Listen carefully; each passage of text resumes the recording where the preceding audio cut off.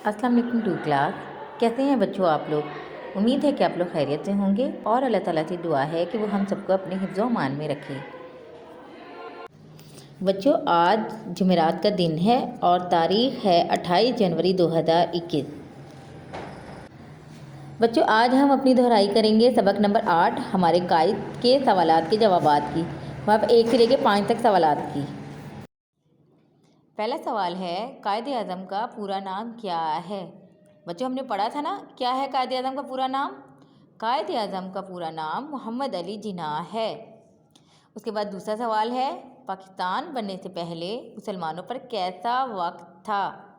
हाँ जी बच्चों, कैसा वक्त था? पाकिस्तान बनने से पहले मुसलमानों पर बहुत कड़ा वक्त था। अच्छा बच्चों, कड़ा का वक्त हमने कल पढ़ा था ना, क्या था कड़ा का वक्त? मतलब मुश्किल वक्त था।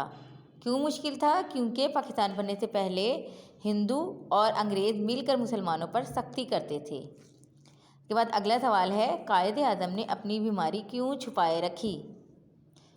का जवाब है कि कहीं दुश्मन इसका फ़ायदा ना उठा ले। कायद आज़म ने अपनी बीमारी इसलिए छुपाए रखी थी ताकि अगर दुश्मनों को पता चल जाए उनकी बीमारी का, तो वो इसका फ़ायदा उठाते हुए मुसलमानों को कोई नुकसान ना पहुंचाए। हमारा अगला सवाल है, हमें पाकिस्तान के लिए क्या करना चाहिए? हाँ जी बच्चों, हमें क्या करना चाहिए पाकिस्तान के लिए? हमें पाकिस्तान के लिए खूब मेहनत करनी चाहिए। और मेहनत क्या? हम पढ़ाई में मेहनत करें और हम जिस शोबे में भी हैं उस शोबे में हम मेहनत से और ईमानदारी से काम करें। अगला सवाल है हमारा, कायद आज़म ने मुसलमानों को किस बात का दर्स दिया? दर्स का मतलब हमने पढ़ा था, दर्स का मतलब क्या है? सबक। तो कायद आज़म ने मुसलमानों को किस बात का दर्स यानी सबक दिया? का जवाब है, कायद आज़म ने मुसलमानों को इस बात का दर्स दिया कि वो काम करें, मेहनत करें और इकट्ठे रहें। यानी वो जो भी काम करें वो करें, मेहनत से करें और मिलजुल कर इकट्ठे रहें।